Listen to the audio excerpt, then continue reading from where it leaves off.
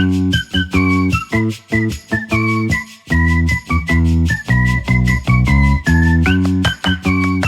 and welcome back to another episode of the Keeping Up Appearances podcast. We are back this week, me and Max, as always. We've got Griffin on with us again this week, but we are also joined this week by a man who represents the Blues from above the Scottish border, but more importantly, he is 1/4 of the best channel on YouTube, the FlatChat's own Jacob Murray. Jacob, thank you for coming on. Not a problem at all. Love that there's other Everton fans out there because there's not many up here. It's brilliant. Yeah. Not many with as much positivity anyway. Well, yeah. Interesting. It's a tricky club to follow. Yeah. I know you've probably covered this on your like videos and stuff, but why are you an Everton fan? If you know. I mean, Rangers weren't bad enough, so I needed to put myself through it more. But no, all my mum's family are from Liverpool, so they're all season ticket holders at the new stadium. Well, they've had season tickets for about 40 years, so they brought me through it, and that's been it. Yeah. So the more you think about it as well, there's quite a lot of links between Everton and Rangers, isn't there? More than like so many players. I feel like within Liverpool anyway, I've always a lot of people like associating with Celtic, but I feel like player-wise, it's Everton Rangers, isn't it? I think there's more to do Everton and Rangers links, like players, managers, and all that. But there is loads of fans that support Celtic and Everton. But the other Celtic thing, you'll never walk alone. I don't understand how they can have that link. That's a very good point. Yeah, horrible. I know. We won't get into that yet, Jacob. So hold the bitterness just for a minute. But yeah, how have we all been, lads? Last week or so. Max, the Roger Williams University, how are they doing? Lost at our first loss of the season, the day after the last podcast. Yeah, we lost 3-2. We didn't deserve to lose. We made a couple goalkeeping mistakes, but we bounced back at the weekend, got a 3-0 win. But it's different. It's like conference games and non-conference games. So the loss was in a non-conference game, so it doesn't really matter. If that makes sense. We all say. But the win at the weekend was a second win in conference, so we're first in our conference, which is good. How many are in it? 10, I want to say. Yeah, 10. So, Jacob, for obviously your ignorance here, so we're all mates from school, like the FlatChat boys and mates from uni and stuff. But Max made the decision about 10 years ago to move to America. So he's been plying his trade over there. He works with Roger Williams University, is that it? Yeah. And doing the women's football coaching. So every week we've become like fanboys of Roger Williams, haven't we? Not anymore. Though, after lost. You need to get over to a game. You need to get a ticket, get over across the pond. Do you know what? That's a good idea, Max. Can you pay for the flights for me? Yeah, sure. Yeah. Yeah, I haven't got one of those 24-hour connecting ones through Istanbul. If we ever make it big, that's the first Patreon special. Griffin, what about you? Yeah, same old. I'm just cracking on. Glad to be here again now. Thank you very much for having me on. You say it sounds so sarcastic, but yeah, thanks for coming on. Not meant to be. Right, so obviously this was planned specifically the back end of the Merseyside Derby, and we have 2 Reds, 2 Blues. So yeah, let's get stuck into the Derby chat. What are we thinking, lads? Who wants to start? Tell you what, before we go in here, let's stick to the football. We'll come to the politics after this. Stick to the footy. We want to get going. I'll go, considering that we won. I thought Liverpool were very, very good for the first half an hour. Played some really, really good football. Got the 2 goals. Gravenberch's goal was a fantastic finish. Thought the second half was more Everton's. Thought he played really well. Thought I might have been a chance in the first half actually with Dewsbury Hall. I thought he should have done better. The one where Grealish slips it down the side and somebody puts it like near post, doesn't he? Second half, you were good. It's probably the first time in a while where you've actually came to play. And maybe because you've got better players now with like Grealish, Dewsbury Hall and like that. But I didn't think at any point we were uncomfortable. I didn't think we were going to lose. I thought it was a comfortable win. Yeah, I think I'll probably agree with that, to be fair, even though it pains me to say. Yeah. I think you put in our group chat, didn't you, Griffin, that we could have been playing for another couple of hours and we probably wouldn't have scored. Yeah, I think at 2-0, I think I might have actually put in the group chat again, like that's game, set, and match, I think. And from there, without even getting started, I don't think Liverpool were in control. I agree with what Max is saying about Everton. Did they look a far more impressive side than they have done for years, to be honest? But with Beto up front, I don't think you're going to win it, do anything, because I don't think he's good enough. He doesn't offer anything from what I can see. And from Liverpool's perspective, like I say, you're in sort of third gear and you've won the game. We're top of the league by 5 points. By the end of the season, I'd be surprised that 5-point gap is actually breached. I think it would be, you can win the league by 5 points, and I think that's not being said enough at the moment, is that Liverpool, without even starting, are 5 points clear, which, I mean, Isak hasn't even played, Vert hasn't even really got going yet. So it's exciting for Liverpool, I think. Very exciting. Yeah, I saw a stat this morning. It was, I think, between first and second, it's 5 points, and then between second and 15th, it's 5 points. So, well, yeah. Like how much that second half of the table can spin, whereas Liverpool are just in a league on their own currently, aren't they? Yeah, I think I saw a stat. I don't know whether it was just in the Premier League history, but it's the first time after 5 games there's been a 5-point lead. That's the third time, sorry. The second time was City in 2016. They didn't win the league, and the last time was us in 2020, and we did win. Don't think we played well. Surprising. Don't think we played well any game either. By the way, not one game. We've been apart from the first half, Everton's probably the most in control I think we've been. But I don't think we look like I say, like we started. Apart from Gavin Birch, who looks world class, we don't look that good, which again it's scary for everyone else, I think. To put an Everton view on it, or the rest of the league view on it, 5 games. you're saying you've not played that well yet. Why would it suddenly turn? I think there's more likely you're closer to dropping points than you are to turning round and being unbelievable. Like Newcastle was lucky. Burnley was lucky. Yeah, I wouldn't disagree with the look. I think last week you spoke about the last minute thing, and that's what champions do. I think that is, me and Max as Liverpool fans have grown up that age group of United. Tilsley famously says they always score. Liverpool now, we always score, and I agree with what you're saying. Don't get me wrong, it could go terribly. This could be a moment that you reflect on, but Isak hasn't played a game yet. We just signed £150 million striker, and he's not played a proper game yet. So we've got him to come in. Vert is a new £100 million plus player in a new league who will get going.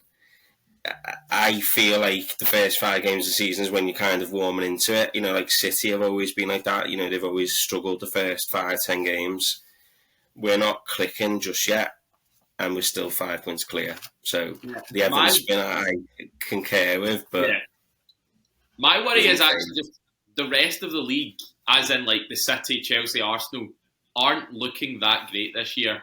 And so I think you will win the league, and it's horrible. I think the next best team is Arsenal, and they're not that good, I don't think. Well, I assume we're going to come on to the Arsenal City game, but Arsenal aren't going to win the league because Arteta's the manager.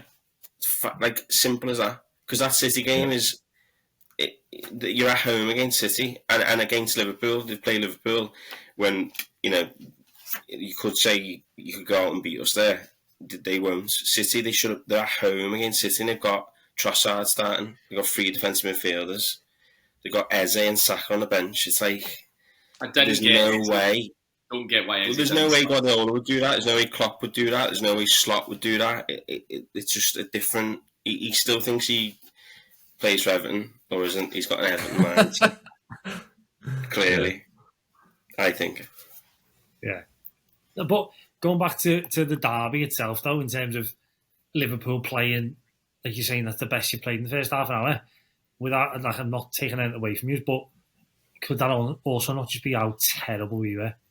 Like, genuinely atrocious, I thought. And well, yeah, but it's still a bad game. Yeah, but we grabbed hold of the game in after half an hour. We were the better team for the last hour, and it could be that Liverpool don't need to put the foot on the gas because they've already done it. But yeah, from my point of view, I just thought we were so bad we made just look good, and by that point the damage is already done. We needed to almost keep it at 1-0 to have a chance of getting back in that game, as you say, with the likes of Beto, for example. Yeah, he's so we could talk about him for half an hour because he's so bad. Him, he really is so bad. But my problem is, obviously, I don't rate Barry. I really don't. I don't know about you, Jacob. I know we've not seen much of him. Yeah. I don't know exactly, how good he's going to be. But I do feel like first half, all of our play was lump it forward and let Beto bring it down on his big 50p head, which he's never been good at.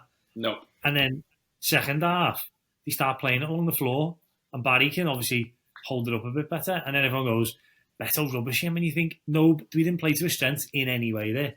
No, I'm not saying he would have changed the game because I'm certain he wouldn't, but we didn't play it in any way to his strengths. I think Beto's a striker I've not seen before who you need to play to his strengths more than any other, and I think that's a sign of not a great striker.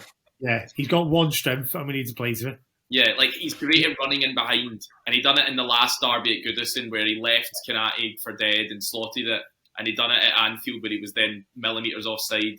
But you don't get many of those chances in the Premier League, especially not against Liverpool. You cannot play for 10 chances a season.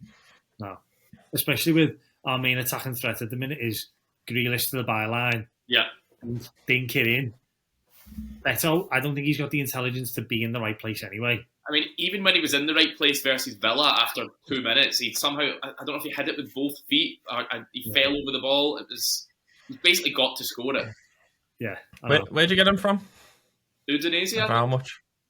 And it was like 5 million or something. Close to 30, 25, something was like that. Was it? Oh my god, I thought it was 5. I spent a fucking fortune on him.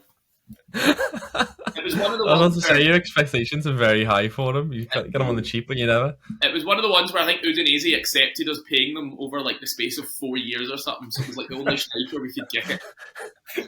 Udinese was like, we need to get rid of this guy. Yeah, £100 for the rest of his life just to get rid of him. Any other talking points? My pain was that, see, once we scored and it was a good goal, the fans were right up for it. We then didn't just throw the kitchen sink. I'd have almost rather lost 3-1 than just 2-1 in the game whimpering out like that. Like, just go for it. Have as many attackers as you can. Like, you'll still have Tarkowski from set pieces trying to cause issues. Like, have McNeil crossing it in. Like, do something, but just didn't. No. That's all. He did make subs till about 80 odd minutes or something. Bringing on Alcaraz in 2 minutes, yeah. Yeah. What's the point? So what do you make of the talking points from the game, which was the yellow card for Dewsbury Hall, and then the minutes at the end? Now let's get into it. Let's get the business. I've also got a question after this before we move on. Because I know they need to get it off the chest, Griffin. The bitterness is about to for it. Do you know what I want? Do you know what I want just for once? Like, genuinely, just do me a big favour. Can a Liverpool fan just admit something just for the first time and just accept it?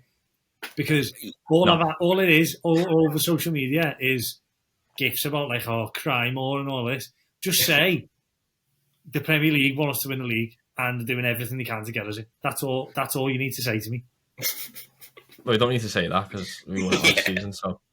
the Dewsbury yellow card is ridiculous, but it doesn't change anything. So I agree. They should come out after the game and focused on just that. I don't understand. He didn't. He focused. That was almost like he was bemused at that because that referee was just atrocious. I literally can't get my head past this. How bad this referee is. Yeah. Well, fair enough. But the whole thing about is it in the laws? Like, is it a yellow if you take a quick free kick where the ref doesn't want you? I've literally never seen it done before. They had it on Sky Sports today with who is it? Dermot. Gallagher. He was on it and saying he basically said that if this referee segment, and he basically said if the player said to the referee, "I need 10 yards," then he has to wait for the referee. That's the only thing. I don't think it's a yellow card though. But it's fair enough. The ref making him retake it. I've seen that loads of times. But the yellow just seems like, oh, I'm the man. I want to show you. Here's a yellow, and you're just like, come on. It made no difference to the result at all, really. It's not like Dewsbury Hall's had to pull out tackles because of it. He's not that sort of player. If he'd done it to like Idrissa Gueye or something like that, then you're thinking, come on. But it has just been the whole talking point of the whole derby, hasn't it? So like one silly mistake, or whether it's a mistake or not, because as I said, I do think it is in the laws. It's just not something that's ever done. It might even be like persistent, whatever you call it, persistent. Well, what's your excuse for the 3 minutes at the end then? I hate that how little football is played in matches. I think it was obviously the Liverpool Newcastle had loads added on, but even with that, if you work out how much football was played, it is a joke how little it is, and like it's just the same every game. So for them then to do 3. If you properly worked out how much football, it's probably close to 10 every game it should be. So it is just a bit ridiculous. Probably. Yeah. I do agree with Moyes to an extent, though. If it was the other way around, it wouldn't be 3 minutes. It shouldn't be 3 minutes. It would without following the crowd, it would have been until Liverpool score, genuinely.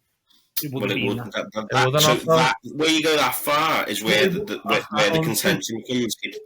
That's stupid. This is why it's nonsense when you two go, oh yeah, do you know what? We just keep going and we keep working and we get the goal. No, you don't. You get 11 minutes added on.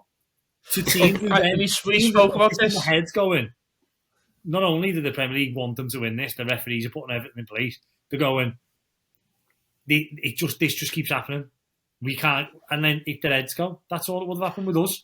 You caught us on the counter a couple of times, and Tarky got a couple of like recovery tackles in, which were great. But that would have just happened if it was 2-2. That would have happened. I'm certain of it.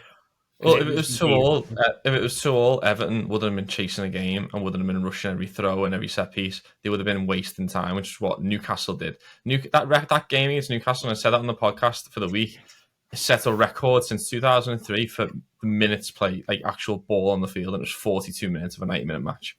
You can't tell me that you didn't exert for 10, 11 minutes. Arsenal time wasting against us when they were losing. That timber on the floor doing like that. And you know what? That's not spoken about enough. No, and to be fair, I wish there was more time added on because we were on a fucking counter attack. Sorry, bleep it out. We discussed this. We were on a counter attack 5v2 with Isak about to score, and he blew the whistle. So it could have been 3-1, Sean, and you wouldn't have been complaining then. No, I would have been. Anyway. I absolutely would have been. You say if it was 2-2, we'd have been chasing the game. We wouldn't. No, I said you would have been. We'd have been happy as Larry with a point in a game. No, that's what I said. You would have been wasting time. And sorry, we got the third goal. No, because you were chasing the game 2-1, so that's why. Slot came out and said there was 3 substitutions and 1 goal, and there was no time wasting from either team. That's to justify it. Not true. Who was time wasting? Every Liverpool player. Every corner, he was swapping. Do you want to take it? And I'll go. Go on, you take it. Every set piece, it was just constant. And there's people that say like what is it? Substitutes 30 seconds and a goal's a minute. That no one's followed that rule for about 5 years, have they? No, like ever since the Qatar refs really set a marker for having like 7-8 minutes every game, and in the Prem you fully back in the day 3 minutes you'd have been like, oh, we've got time here. Whereas nowadays you're like, if it's not at least 4 or 5, what's going on? So it was weird, but it's not really worth that much for discussion. No, we just need to get better at football. How?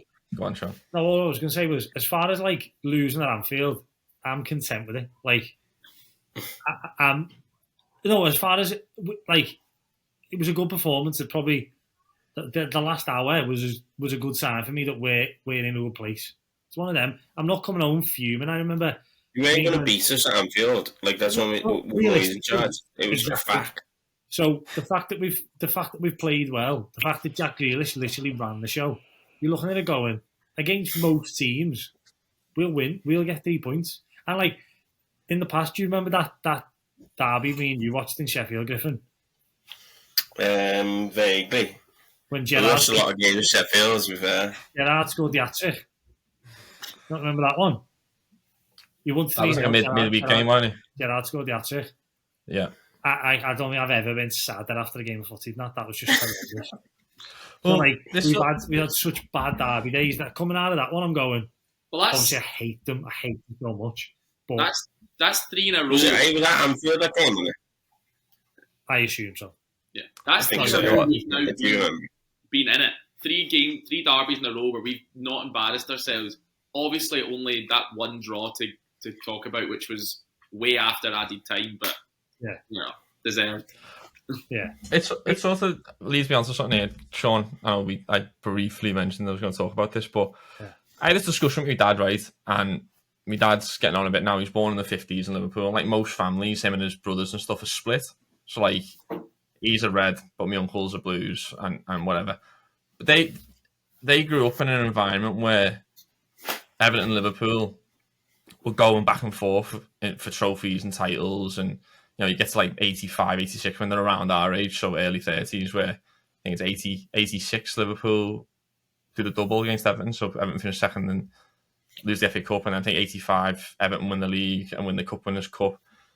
And then you go to our generation where, and I'm not saying this like with any disrespect, but you've never seen Everton win a trophy.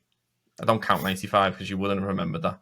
We've seen Liverpool win every single trophy available, right? So the question is it a rivalry anymore? And like, what does it mean to you? Because I think we have completely different outlooks on this derby. Wasn't last season the first time you were in a stadium to watch Liverpool win a title ever in your life? Not me, because I was in America, but...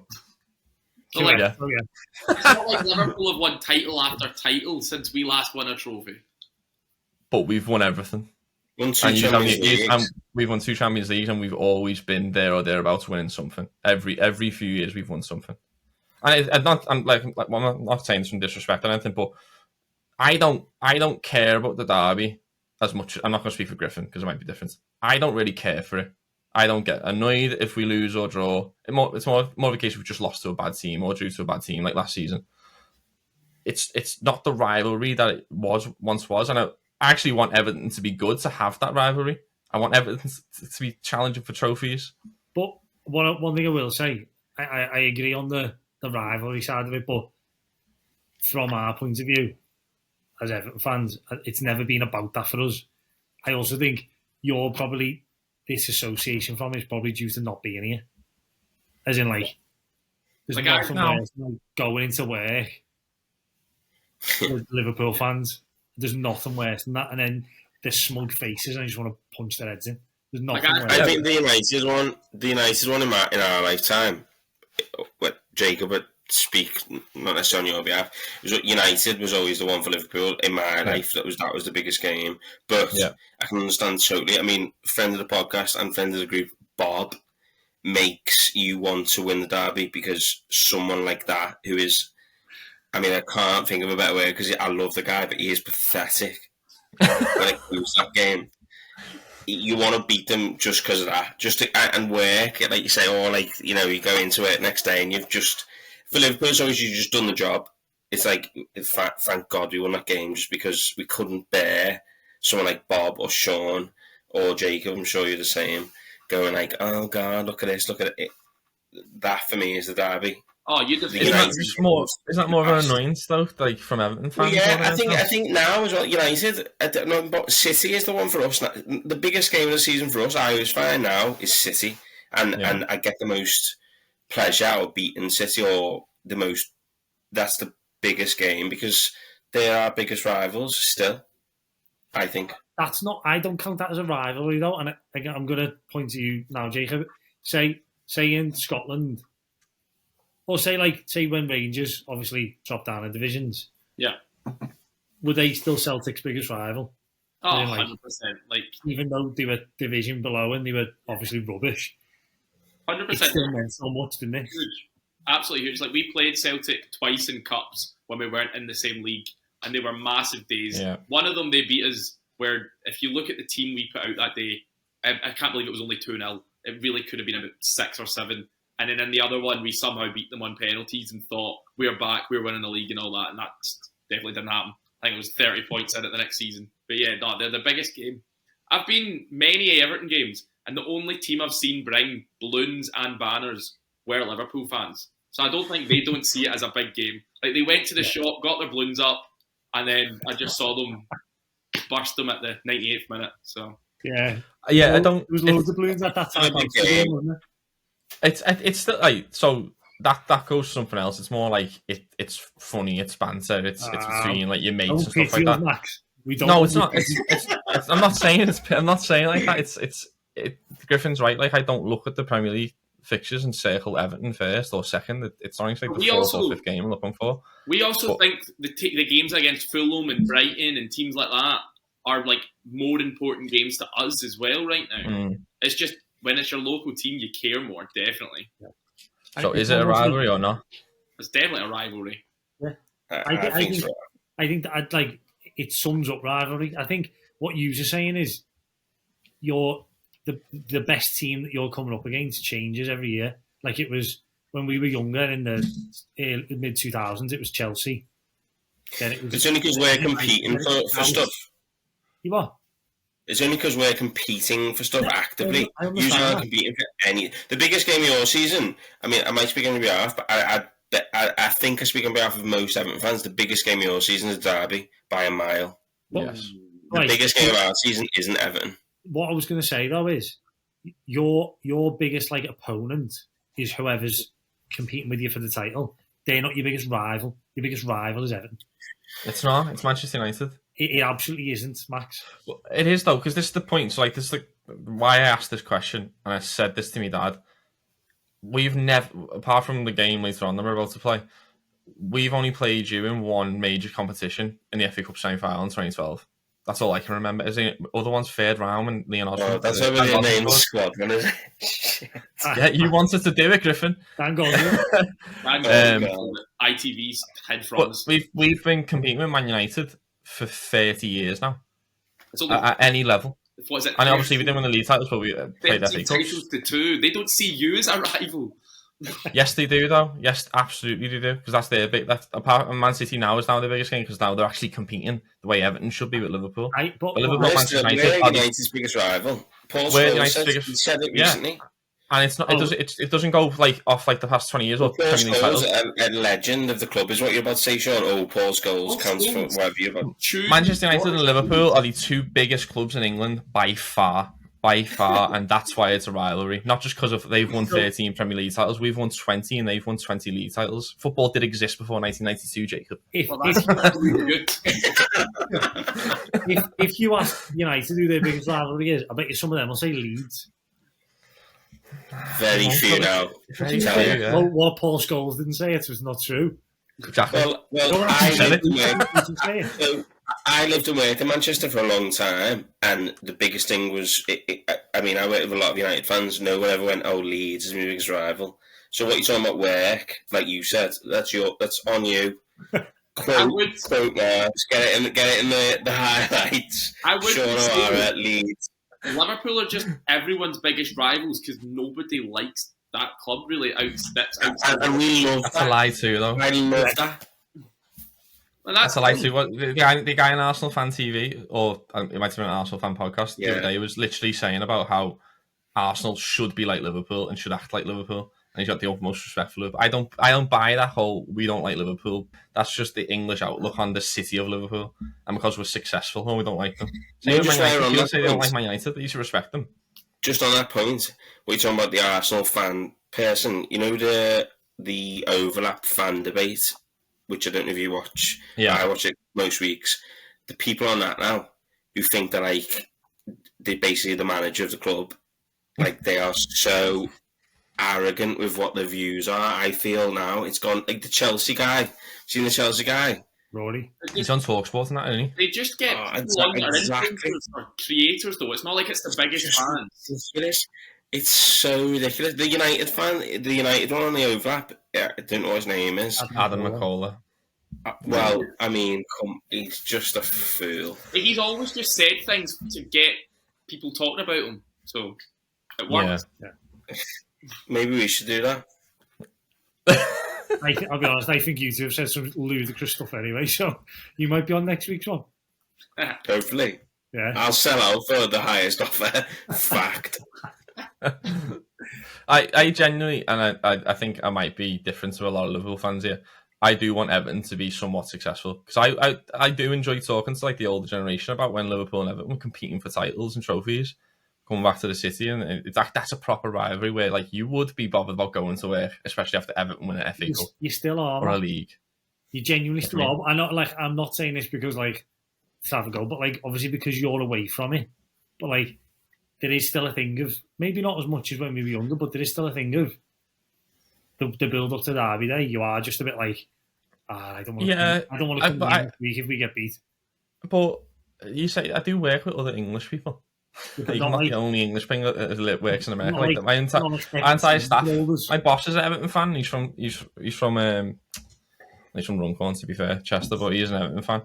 And my native fans, everyone's from the UK. So like we are doing the same stuff I did when I was back home. It's just don't read the echo. I would say the Flot obviously cares about it. Maybe he wouldn't say it, but like he completely lost his head at the Derby last year, and I hadn't seen him care that much about any game of football until obviously the Derby. Obviously the players do. Jones is obviously a Scouser. I couldn't imagine he'd care as much if it was another team. Well, what I would say to that is, well, I find like if you don't get up for a derby, you're gonna lose. So like Everton are always up for it. It's always a battle. It's always a fight, and I feel like maybe it's more Liverpool players, but they have to be told a little bit to like get up for it. Whereas I think Everton have that like there's natural want to get up for it. But then I think in a way sometimes that kind of takes precedence over the football for Everton. And our players will misjudge stuff, and they'll think we need to put a big tackle in 5 minutes in rather than just getting the ball down and playing football and tracking and running rather than. I think sometimes they are too keen to put a big tackle in. Just before Liverpool properly competed with City, or maybe just at the start, we had a good side that could have competed against Liverpool and just consistently did stupid things and clearly just thought. I remember Richarlison getting sent off once and just caring too much almost, and it's just like, use your brain. Even before that with Moyes, when you were like fourth-ish, you know, that era, there's always times that we were there for the taking, and Moyes would always he'd do something different to what he'd been doing for the previous games, and it'd always be like, why has he done that? That was my biggest fear this weekend was a Moyes bottle job, and first half an hour I was like, oh my god, it's happened again. Do you know, like it was like a performance from like back in the day, and then obviously he went and said something at half time, and obviously come out and been a much better team. But that first half an hour was just like Moyes of old, just Everton just absolutely bottling it, and as you say, changing the whole game plan to play against Liverpool. But kills us, absolutely kills us. Yeah. Right, I think we'll leave it there. I think we all need a little bit of a break. So, one thing we are just going to touch on, we're going to leave the Premier League just for a little bit, and we're just going to touch on, for anyone who cares, obviously with the Ballon d'Or last night, I know some Liverpool fans might be a bit, if you're bothered, you might be a bit annoyed about Salah getting shunned. Do we have any thoughts on Dembele being crowned best player in the world? No, not. I think he probably deserved it just for how good he was in the big games, and then he can back it up with winning a treble as well. But the whole thing, it has just been a bit ridiculous, or not ridiculous, but you can't say he's this good because he's won a Ballon d'Or when Neymar's never going to win a Ballon d'Or sort of thing. It's difficult. I thought Salah was going to win it, and then I think he kind of fell off, but wasn't great towards the end of the season. And then obviously Liverpool didn't get through in the Champions League as well, and that's probably impacted them when it shouldn't. It should be just on the player, but it's just a popularity thing. Doesn't really matter. Yeah, definitely. Yeah. I agree. Like it's a whole year, and I think there's always a lot of recency bias. And I think Sean, you might have said that like usually you basically got to win a Champions League to get it, or that major trophy that summer. Paris Saint-Germain were terrible in the first half of the season. They barely scraped through to the next round of the Champions League, and then turned it on. And I think part of that was signing Kvaratskhelia from Napoli. He was just amazing and unlocked something for them. Dembele was brilliant. Like, to be fair, like, at Anfield, he was fantastic. Even then, Villa pushed them really close, and they could have been put out there. Yeah, I mean, we lost on penalties, and I think at Anfield we were the better side. And I mean, as soon as I saw who was then there's a change. Then when you saw Nunes, and then you've got like he was game over. Yeah, and then Lamine Yamal to be second. I feel like that's just like everyone's so like amazed by the fact he's just that young and that good. If you had a match tomorrow based on last season's performances, you'd be starting right wing, Lamine Yamal or Salah. I'd still be picking Salah. And then I think the rest of it as well, like Coutinho was third, Cole Palmer's eighth. Yeah, he's not a chance to be the eighth best player in the world. No, absolutely not. Gyökeres 15th, Haaland was 25th. Elise is above Van Dijk. Elise, yeah. I mean, he's a good player. He's been fantastic. Elise is. Yeah, you know what? Apparently he's going to be the Salah replacement. That's what the brains at Liverpool are saying. But I mean, he's not the 18th best player in the world at the moment. 18th, and Salah's 18th was McTominay, Scotland's best. Oh well, yeah. Fair enough. Whatever. And he was higher than Van Dijk, I'm pretty sure. Anyway, yeah, he's not a better footballer than Van Dijk. Fact. And Salah, I think he got 47. 47 goal involvements last season. Yeah. Consistently over the years, he's been. I don't know. I felt like it was his last chance of winning, something he deserves personally. I mean, Messi, it is such a. Go on. Messi won it a year, still due to the World Cup, even though it was a full year later.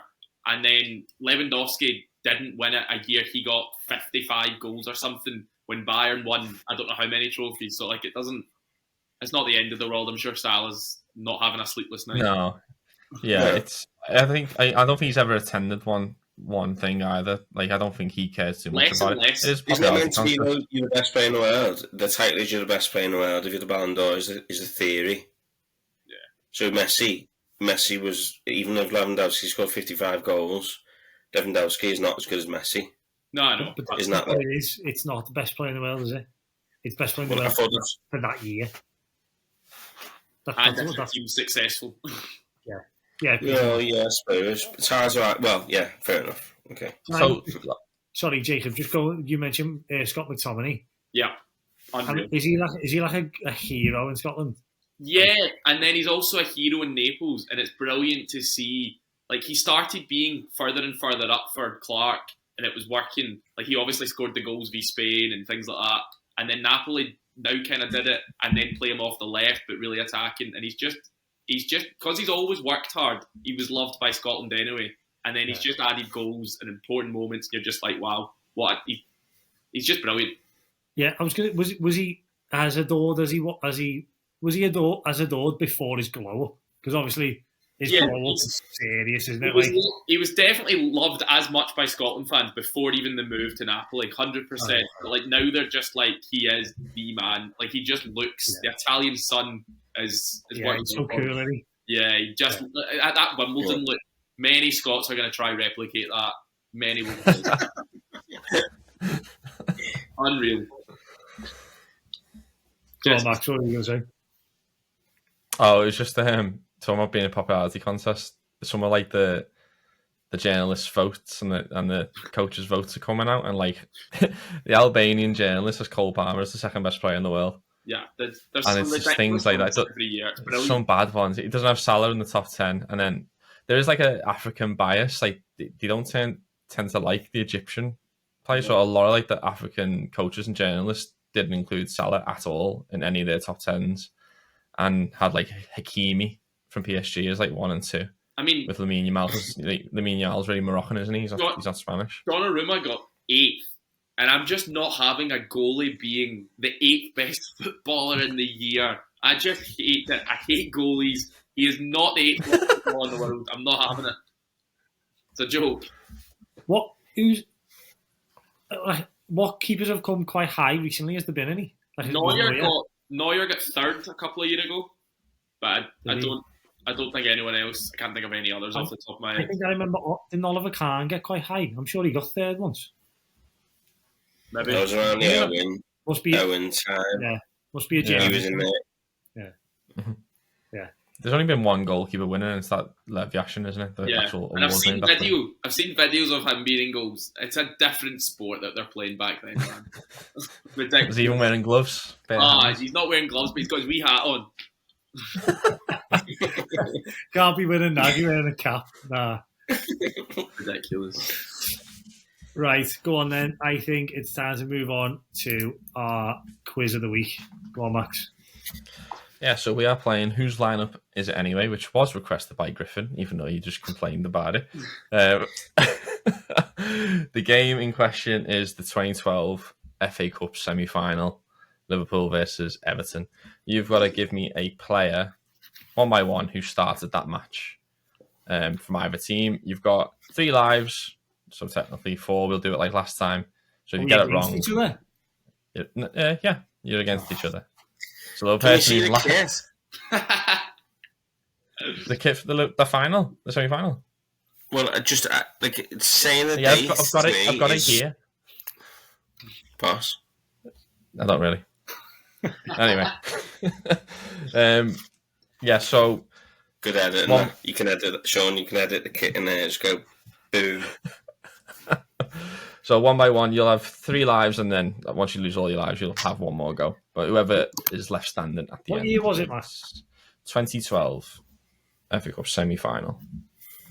See, I just know Liverpool won. I'm going to name a player that's either came off the bench or something like that. Because I know players that did major moments. It's just, did they start? Yeah, Liverpool won. I think it was 2-1. Yeah. And then he went on to lose in the final to Chelsea. Okay, so Jacob, you being our guest, I'll let you go first, then Griffin, and then Sean. Nikita Jelavic. Yeah, he started up top. Pretty sure he scored. Griffin. Yeah, just clarify, we're not seeing the kit. We can't see the kit. No, don't Google it either. It's the last. It was the last Adidas kit. It was the last Adidas kit with the 3 stripes on the top and a bit of a gold before we went to Warrior. Okay. Pepe Reina. Incorrect. It's like Stitch up. Sean. Right, I'm going to go for Sylvain Distin. Correct. Yeah. We won't mention why. Back to you, Jacob. We'll go Suarez. Correct. Also scored. Griffin. He looks stressed. So, prior to me coming on to this podcast, I'm actually quite good at this game. Truly. But I need the kit. It's not... I can't visualise the teams without it, but... How else can I show you the kit? Like, and go... Just put it up on your phone or something so I can see it. Just... All right. I mean, like, all right. So Pepe Reina might not play that game. What? Say again. It was our first year of uni, end of our first year. Who played then? Again, it doesn't help me, that. It does not, honestly. It doesn't mean anything to me, that. Cheers. Show me Pepe Reina in the kit so I can see Pepe... Okay. if he rhymes off the full team now. That surely helped. Jamie Carragher. I mean, you could have said him anyway. I know, yeah. Do you guys need the Everton kit? What? Jamie Carragher did start. Yeah. Yeah, can we see the Everton kit as well, please? Fucking hell. Sorry, Sean. You keep swearing after saying we didn't You meant to be swear. the fucking host of this. I did ask, I requested this. Nobody's ever asked for the kits. The fold-over collar. I know, but it's nice. I can't picture that. If we can picture it, I can picture the team. I said to this, Sean, I said it before I came on, I wouldn't do this fucking nonsense if you didn't get the kit. Jesus. Wow. It was that one. Yeah. Got it? And that was my first. It's- Yeah, I think that might have been my first Everton kit, potentially. Yeah. Okay. All right. Anyway, I will go Sean. Stephen Pienaar. Hold on, sorry. Stephen Pienaar did not play. You're messing. That is incorrect. We'll go Jagielka. Incorrect. He was on the bench. He was going to be my next one. I'm glad you've taken him. He didn't. So you've all partner. lost a life now. He didn't partner Sylvan. Griffin, back to you. Steven Gerrard. Correct. Oh, yeah, should have done him, shouldn't we? Yeah, Sean, up to you.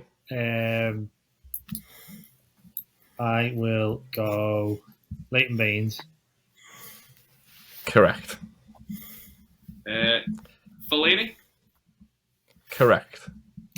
Fellaini was so good back then. Yeah. Griffin.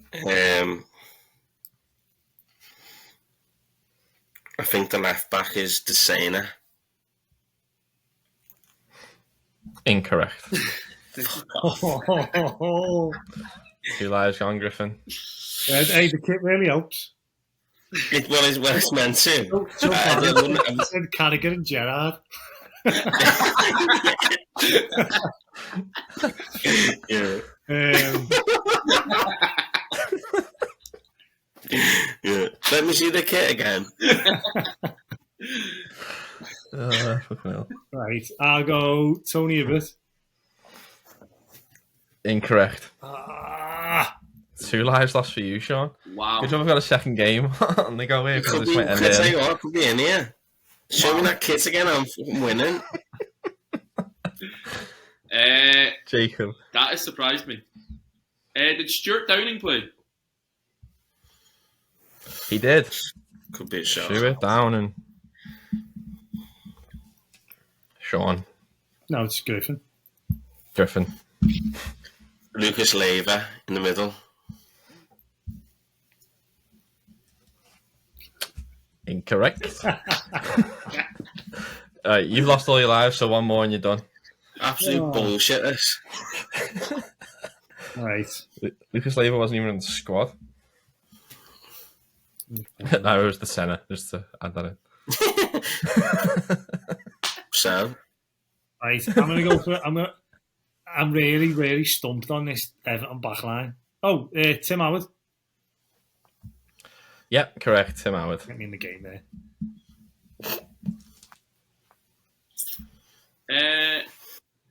2012.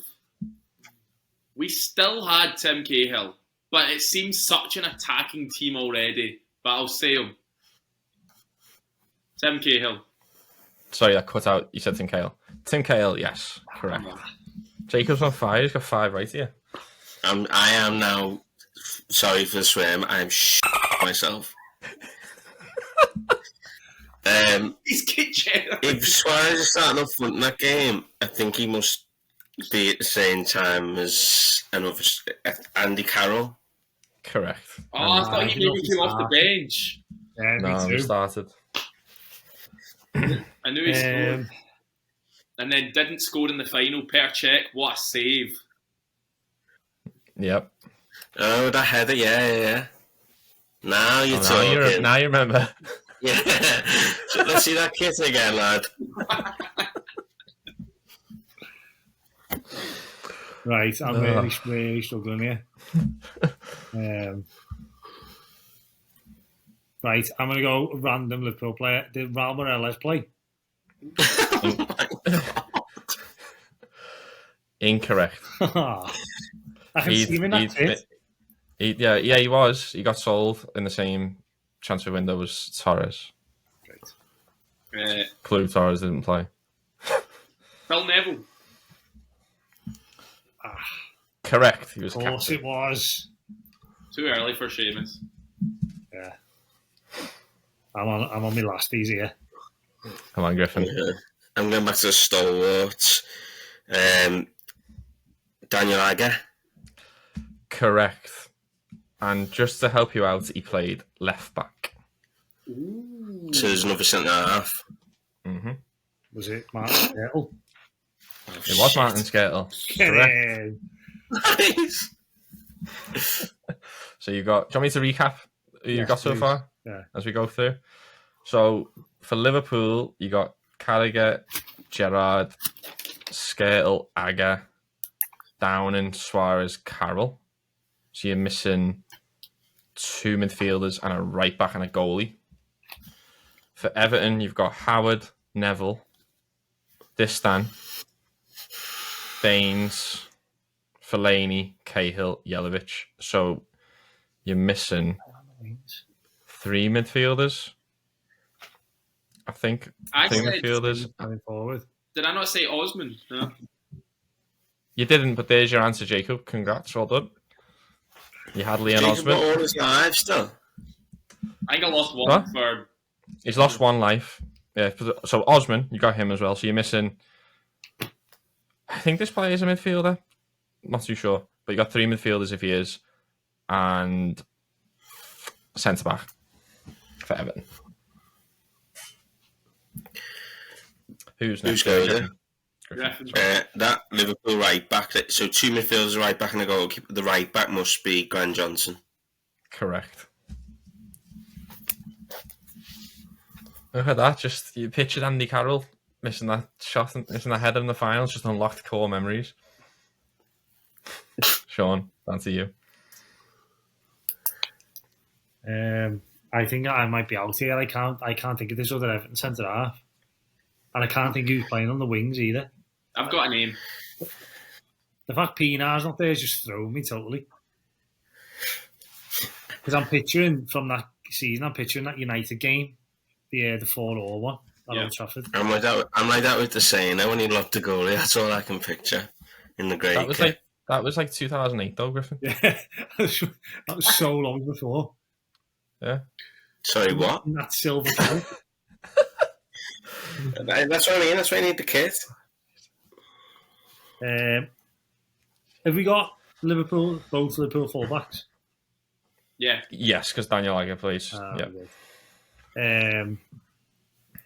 Right, I might just have to bow out here.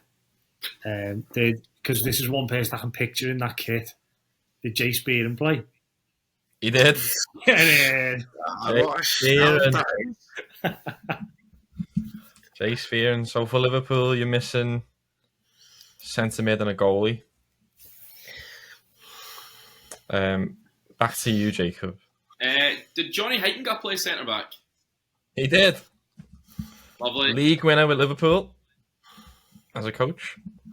Johnny Heitinga, centre back. So that is your back 4 done for Everton. Griffin. This is going to be a all she wrote for Matthew Griffin, I believe. What? Just tell me what positions you need for Liverpool and Everton again. Positions. Liverpool is a goalkeeper and a centre mid. Everton is a centre mid. And I think this player might have played wide midfield. This one's I have no idea who he was. So, but yeah, should we? Is that a clue? Doesn't know who he was. I don't know how good. No Mark Everton midfielder. There are plenty. They played in that Legends game the other week. The centre mid is definitely gettable For Everton. And for Liverpool. And we've had Fellaini and who else? Neville you've had, haven't you? Okay, Neville played right back. You had Osman, Fellaini, Cahill. So I think you've got a holding midfielder and a wide player. Darren Gibson. Correct. Darren Gibson. This was looking shocking early on. That's actually been pretty good. just needed to use their lines up. Yeah. They needed that carefree attitude. What a shout. Baller, by the way. The streets won't forget Darren Gibson. I genuinely do think I'm out now because I can't picture these centre mids. Liverpool's keeper. I've got a name, but I don't think he was there that early. I've got about 3 names for that. Yeah, I'm not going there. That could be anyone. I'm going. I think I might go for the winger. The Everton winger, who you might not have heard of. I'm going to count on the fact that this is a player who I think I remember in that kit. But he was absolutely awful. I honestly don't think he played that many times. I'm going to go for Royston Drenthe. No, incorrect, Sean. Unfortunately, you are out, my friend. Back to you, Jacob. Was Brad Jones in goals? Yes, he was. He was the one Brad I had. Jones. I didn't want to risk it. So just a midfielder. Sorry. Liverpool midfielder? Yeah. I'm not going to get that. What about Everton? Wide player. He's not. Gave it up. Honestly, I can't even name anyone. A Liverpool central midfielder. There's not Lucas. I have to pass, I'm afraid. Oh, what a way to go. Well, if you pass, you're out. Just guess. Can't believe he's not. I don't. Someone. What was Alonso? No, incorrect. Griffin, you're out, which means Jacob, you are our winner, but I'll let you have a guess. Is Billy Etanov the winger? No, he wasn't. Great shout, though. I've honestly got no way of giving a clue because I don't know him. But it's my guy, Gray. Sorry. Did you hear that? We were never MG. MG, Sean. MG. You're It's not an MG, but not as fat as the one that you know. You're not getting it. You're not getting it. Do you know it, Jacob? He's just said it. I just said it, but you didn't hear me. But you're not getting it. No. Who's the Liverpool midfielder? The Everton player shares a surname similarly to the player you have right now in midfield. Maybe it sounds similar. That's the exact same, I'm pretty sure, is it not? They're both gay. Oh, my guy Gay. Yes. He Never started getting left that. wing. Literally never in a million years I'm naming him. I reckon Bob So, will win, you know. The Liverpool player, I cannot believe. Alan would have got that. Anyone want to guess the Liverpool player? Maxi Rodriguez? No, centre mid. We signed them that year. Henderson? Jordan Henderson. Well, it was too early for that, to be fair. He signed that year, 20 million. Like I say, Callum would have got all them somehow. I don't know how, but he would have known. So the Everton team, to recap, in goal, Tim Howard. Then your back four was Neville, Heitinga, Distan, Baines. Midfield, Osman, Gibson, Fellaini, my guy Guay, Tim Cahill, Yelovich. The bench was Hanneman as your keeper, maybe. Yeah. Hibbert, Jagielka, Stracqualesi, James McFadden, Seamus Coleman came on for Gray, and Victor Anichebe came on for Baines.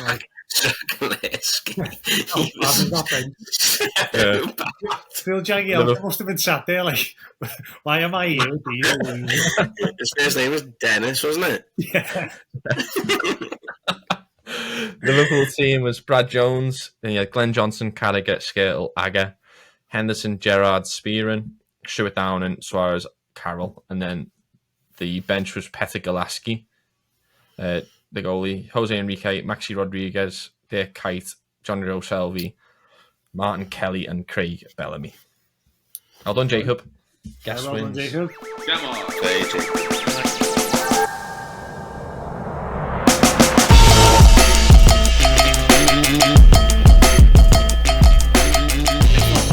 Right, we will start to close up then. We'll do our Super 6 before we do our closing questions. So I will tell you the games for this weekend, and I'm going to ask you three to give me your predictions.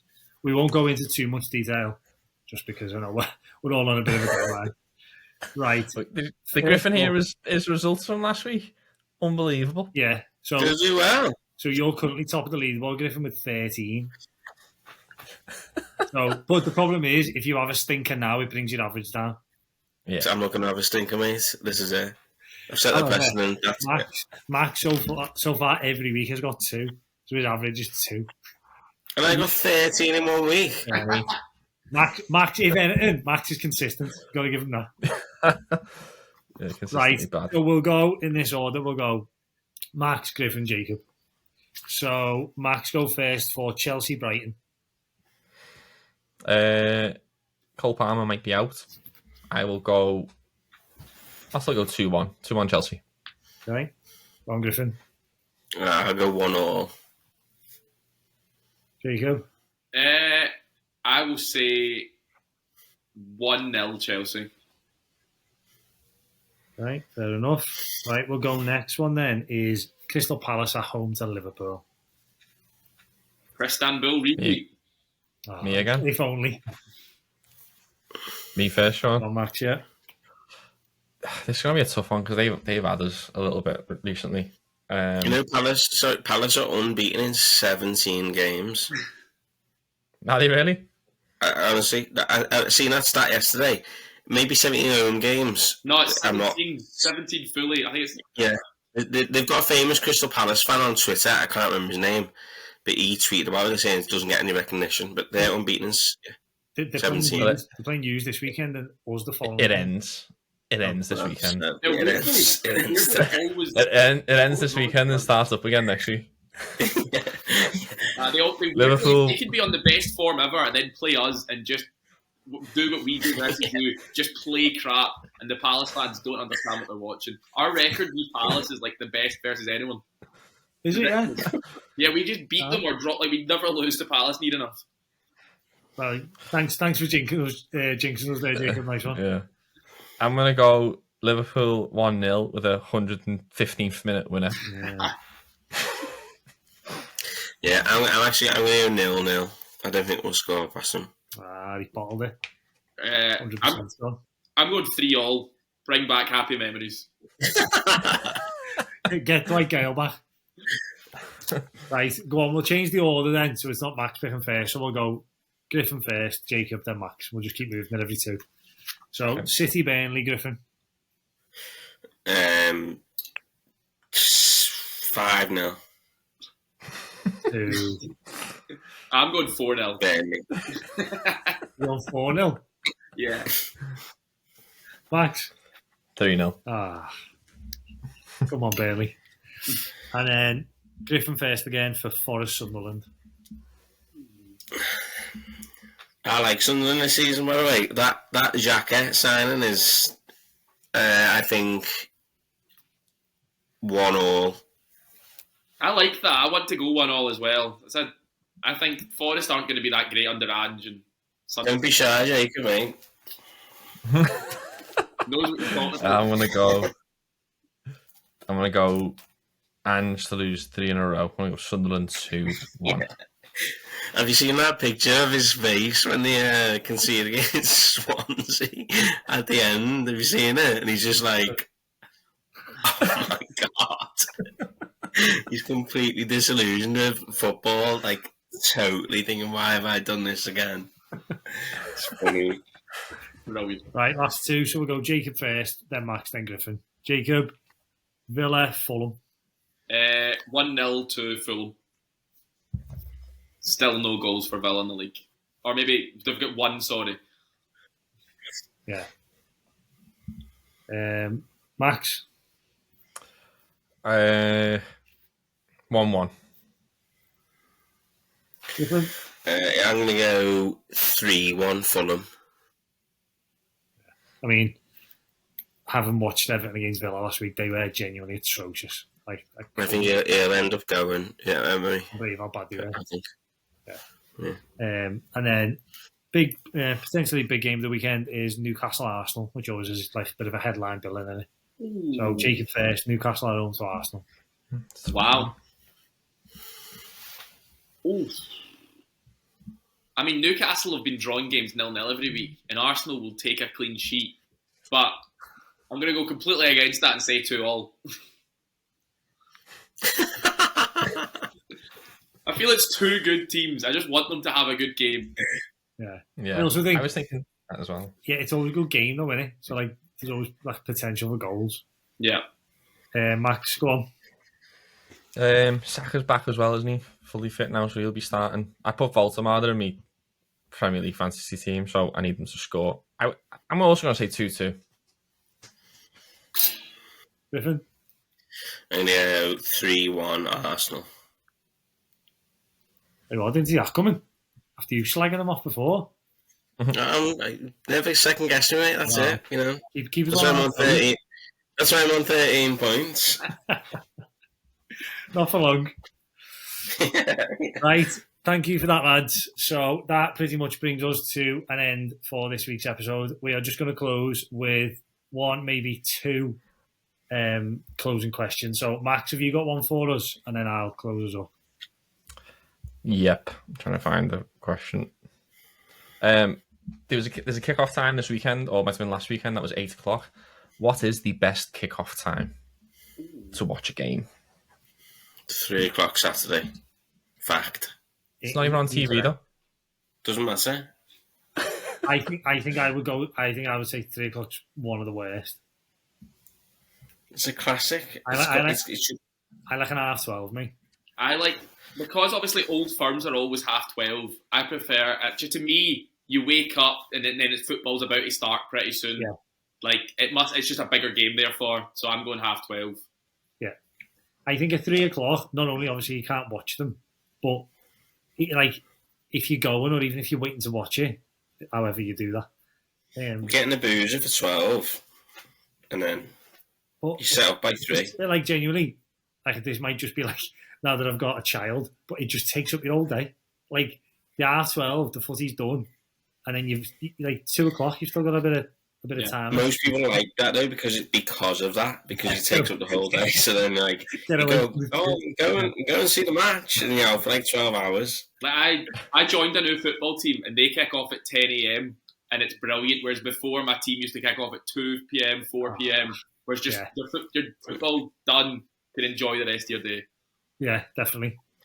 Go on, Max. 12. Yours must have because that derby must have kicked off for you like 7 a.m. Yeah, it was. Yeah, that's why I don't like 12s. And Liverpool got so many in the past 2 years. I had to get up at 7 o'clock in the morning. Yeah. I did mention Saturday 8 o'clock. It doesn't happen often. I actually really do like that kickoff time. It's actually better for me here because it's 3 o'clock in the afternoon. Yeah. I'd hear it if I was an away fan going to that. That couldn't be worse. Yeah. And it also I'm thinking more like go on the pub. It means you can't watch Strictly as well. So, yeah. You've got to prioritise, haven't you? Strictly or so. Wow. Sunday 4 o'clock game used to be one of my favourites. Yeah. Sunday 4 o'clock. I think I like the Sunday obviously because that is just a day in front of the telly watching the footy in it. So I'm not sure that the 4 o'clock actually matters because the footy's just on. Whereas I'd say the 12 o'clock is my favourite to sit down and watch. And I think if we need a consensus, 2 of us went for 12:30. So I think that's the winner there. Now this one, just before we go, I'm gonna steal a little bit from the flat chat, if you don't mind, Jacob. I love how at the end of every one of your videos, obviously you have your little closing line that you all say. Yeah. And I was wondering if, as a group, we could come up with like a little tagline that we could say at the end of the video. Because the other week, Max tried it and he said like "up the Reds" or something. And due to our logo, I said "up the Pinks," which due to the connotations, I'm not sure that's a good idea. Nah. So if we can think of can we think of a tagline that might go?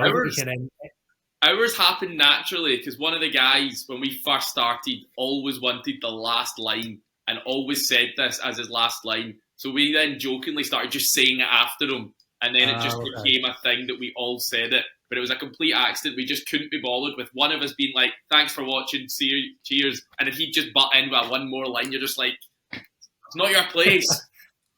Who was it by? If you don't mind me asking? It was obviously Adam.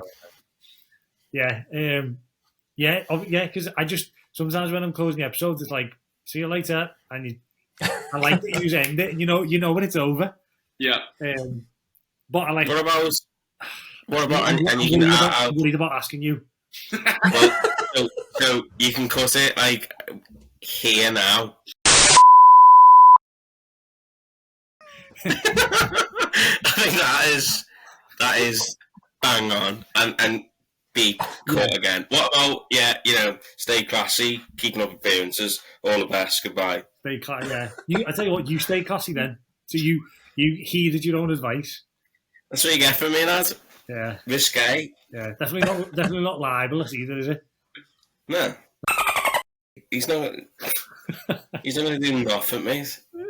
So maybe the solution is it happens naturally, yeah. Yeah. I mean, that's fine. Okay, so one day someone will say something and I'll jump on it. I'll do that. Right, okay, so thanks for that, lads. We will call it a day there. I think that was a pretty heated start, but obviously all in good fun. And then we ended it with a bit of a quiz and some bit risque predictions on Super 6. So thanks very much, and I'll see you next week. Yeah, see ya. Cheers. Be a blast. Be a blast.